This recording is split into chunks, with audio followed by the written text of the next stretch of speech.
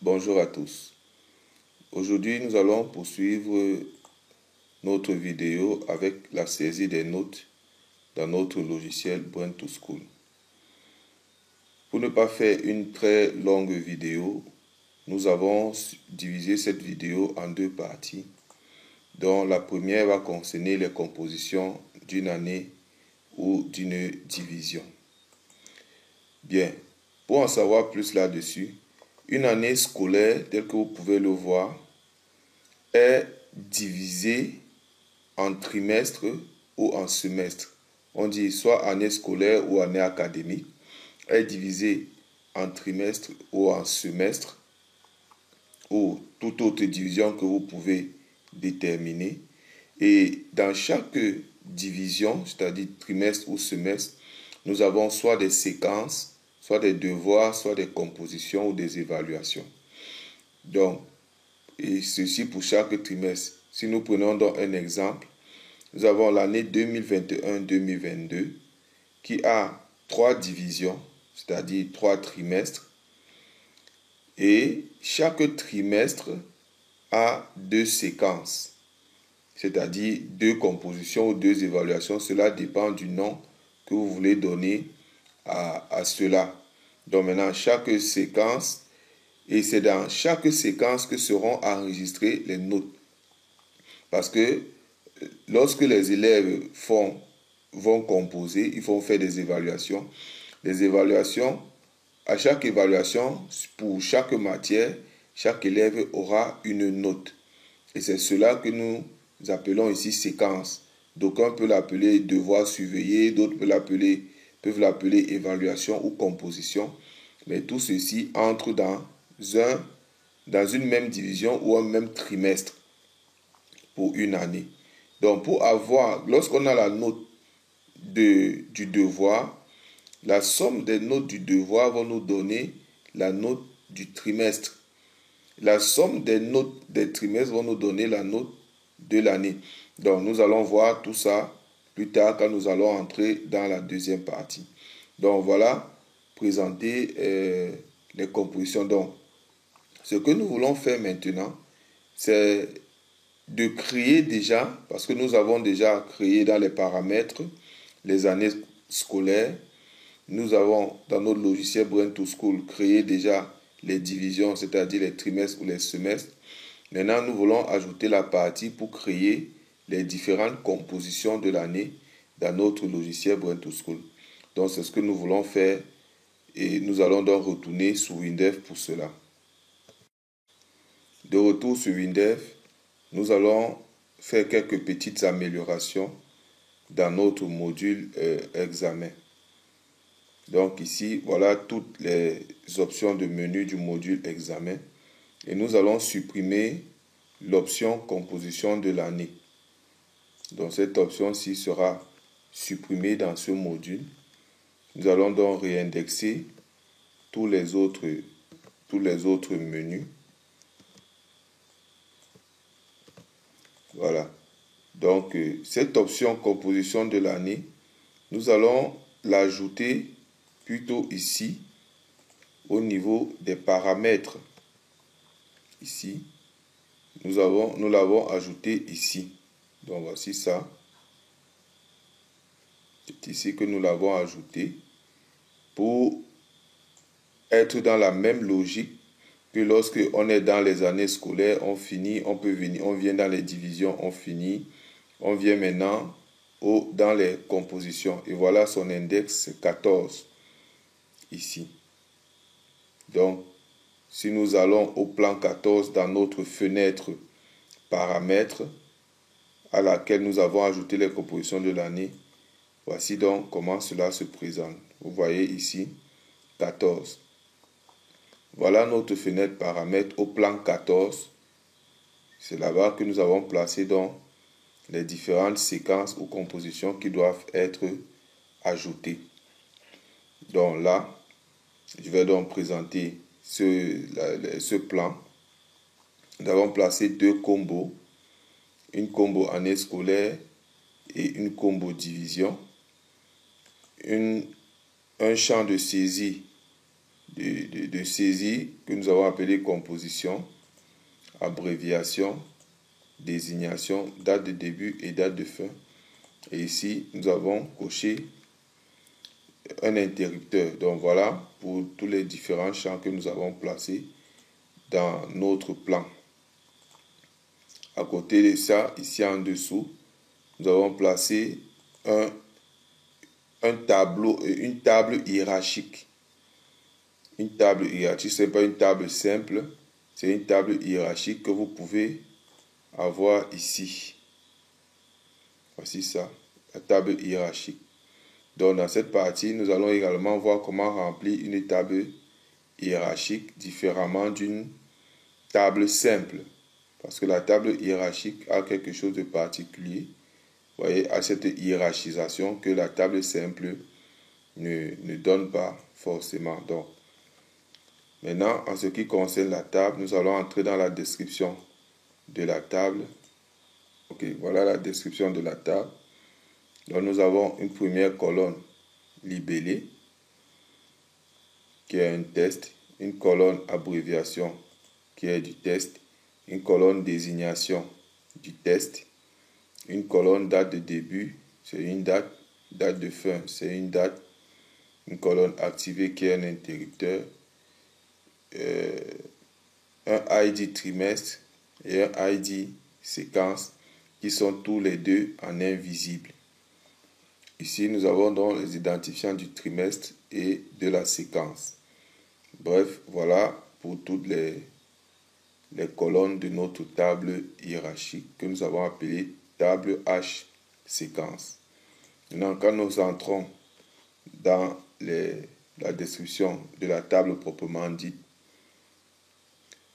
regardez ici, numéro de la colonne hiérarchique à ce niveau-ci. Numéro de la colonne hiérarchique, nous avons mis 1. C'est-à-dire que c'est la première colonne, l'hiérarchisation se fera sur la première colonne, c'est-à-dire la colonne libellée, ici. Donc, c'est pourquoi nous avons mis 1.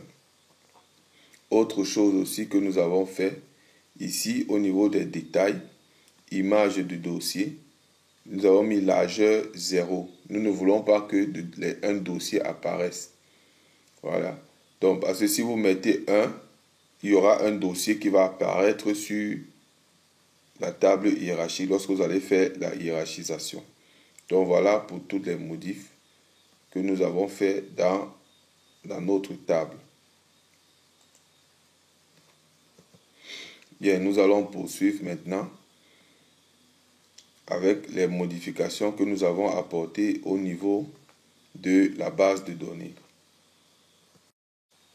Dans l'analyse, au niveau du fichier séquence, ici, nous avons ajouté une rubrique que nous avons appelée abréviation. Cette rubrique n'existait pas, donc nous venons de l'ajouter. La rubrique abréviation, telle que vous pouvez le voir ici. C'est la seule modification que nous avons apportée dans le temps parce que cette rubrique sera importante dans l'affichage des notes dans le bulletin. Donc, nous avons fait cette modification et nous allons donc retourner dans la fenêtre paramètres et pour présenter maintenant les différents codes que nous avons placés derrière chaque champ ou chaque bouton. Passons maintenant à la présentation des codes de ce plan. Donc, commençons par la combo année scolaire que nous avons appelée combo année 14. Donc, lorsque nous entrons là, il y a la première procédure ici à l'initialisation de cette combo. Ça s'appelle PL remplir liste année. Quand nous entrons dans cette procédure, nous avons ajouté juste une ligne, cette ligne-ci. Voilà les différentes lignes que nous avons ajoutées pour ajouter à combo année 14. Nous l'avons appelé combo année 14 pour faire la différence entre tous les combos années. Parce que Ici, nous comprenons que combo année 14 veut dire que c'est la combo année dans le plan 14. Donc, la combo année dans le plan 14. C'est pour nous permettre de différencier aisément et que lorsque nous lisons le code, que nous comprenons de quoi il est question. Donc, nous avons ajouté, nous avons supprimé, nous avons ajouté ici. Nous avons lu le premier enregistrement et nous avons exécuté. Donc, ici, nous avons exécuté le traitement de sélection. Maintenant, qu'est-ce que nous allons faire? Nous allons dans le traitement de sélection de cette combo à ce niveau-ci. La première chose à faire, c'est de remplir les divisions de l'année qu'on a sélectionnée. Or, pour remplir les divisions, il faut d'abord vider la combo trimestre 14. Vous avez compris de quoi il s'agit. La combo trimestre 14, nous vidons toute cette combo. Nous allons dans le tableau de structure des divisions et nous choisissons les divisions qui concernent seulement la combo 14. Parce que lorsque c'est différent de la combo 14, on continue. Lorsqu'on a choisi tout cela, on charge dans la combo trimestre 14. Comme vous voyez là. Donc ici, c'est pour remplir la combo des divisions. C'est-à-dire combo trimestre 14. Maintenant, après avoir fait ça, nous voulons remplir la table des différentes compositions de l'année qu'on a sélectionnées. Donc, si nous sélectionnons, nous venons ici, nous allons donc récupérer dans le tableau de structure des séquences, les différentes compositions. Séquences ou compositions, c'est pareil, je vous ai dit. Donc, j'ai préféré faire comme ça pour que vous rappeliez que c'est exactement ça. Maintenant, ici, on veut seulement récupérer les compositions de l'année qu'on a sélectionnées. Si ce n'est pas ça, on continue. Donc, ici, le code se passe. On récupère la division ou le trimestre en question. Ici, stcomposition.id trimestre, ça récupère la division de la séquence en question. On vient donc ici pour le remplissage de la table. Qu'est-ce qui se passe? On recherche d'abord dans la table une division comme celle-ci. Donc on recherche dans la table sur la colonne des trimestres, on recherche ce trimestre-ci. Si on ne trouve pas ce trimestre, on ne trouve pas le trimestre, c'est-à-dire que n indice est égal à -1.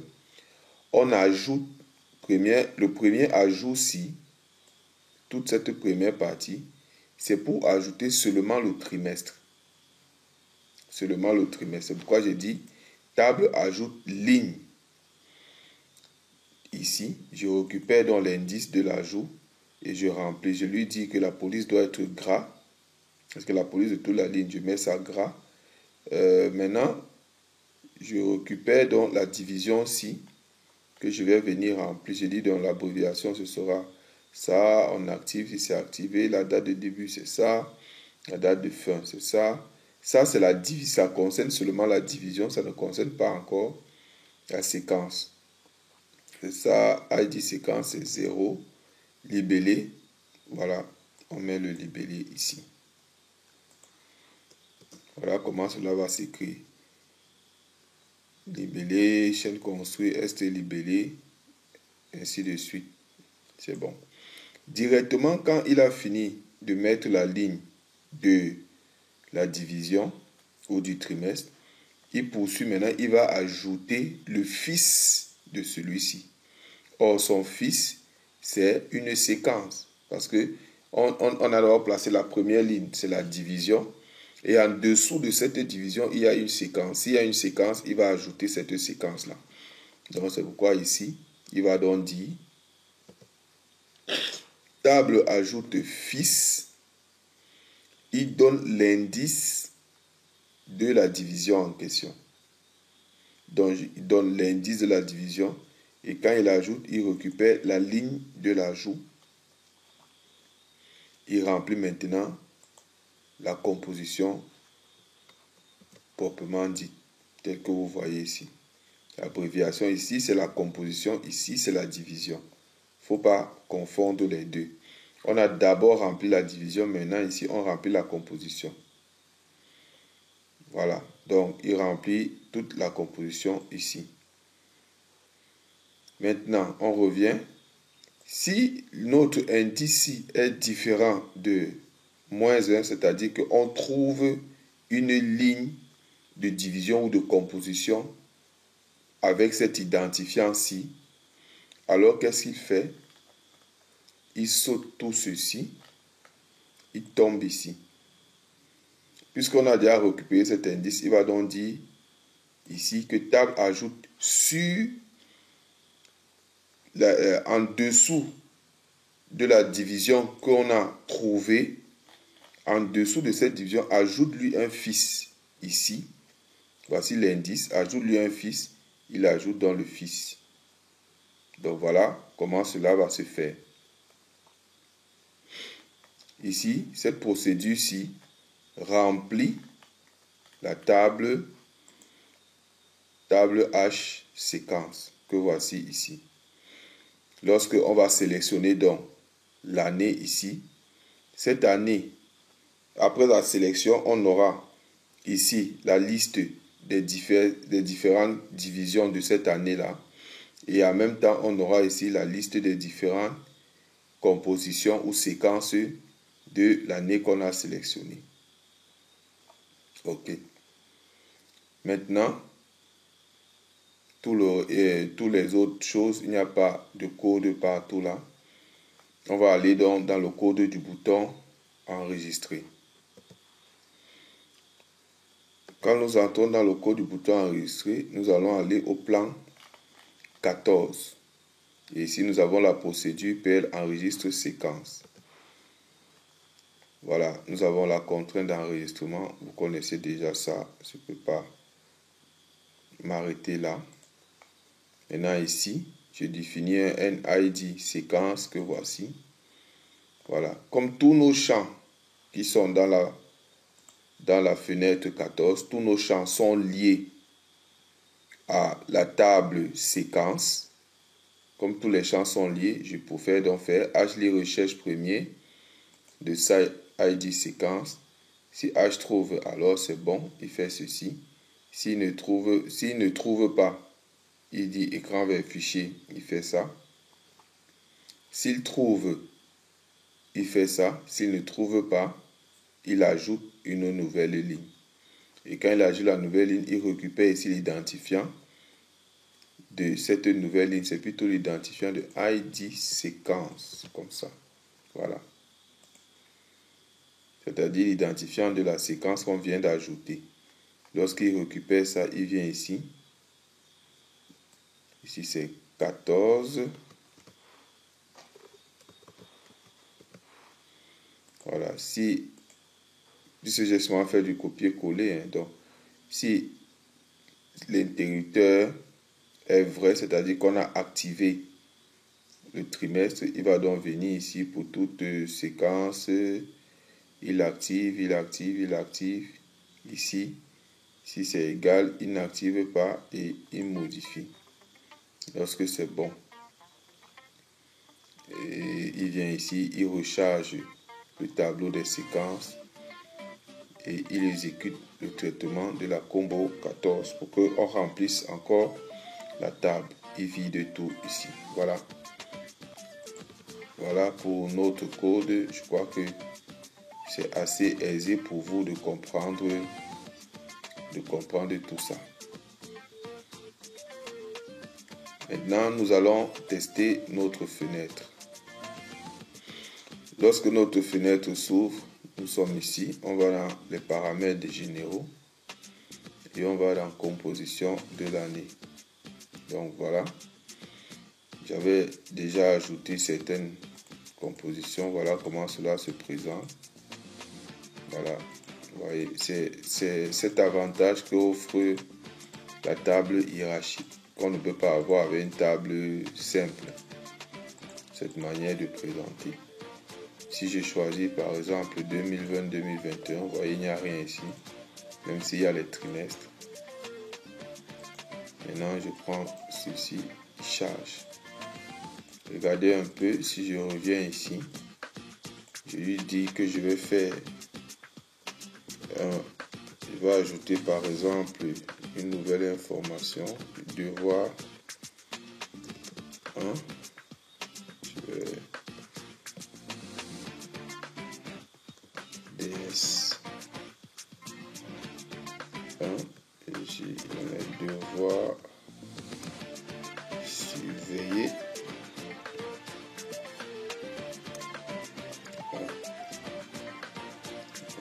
On peut l'activer lorsque j'enregistre. On va y voir ça. Maintenant, si je dis devoir 2,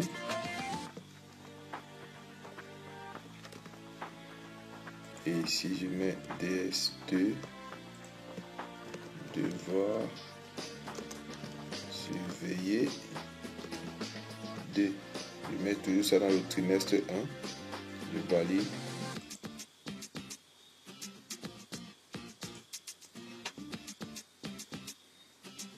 Oh là là, ça je l'ai plutôt mis dans l'année 6.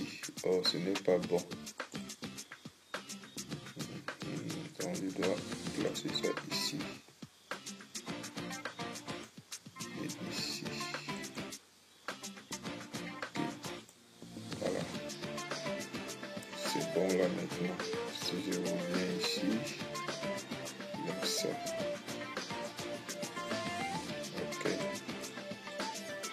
Donc voilà comment fonctionne notre fenêtre. Bien, merci d'avoir suivi. Nous allons poursuivre donc maintenant avec la saisie des notes proprement dit. Merci bien.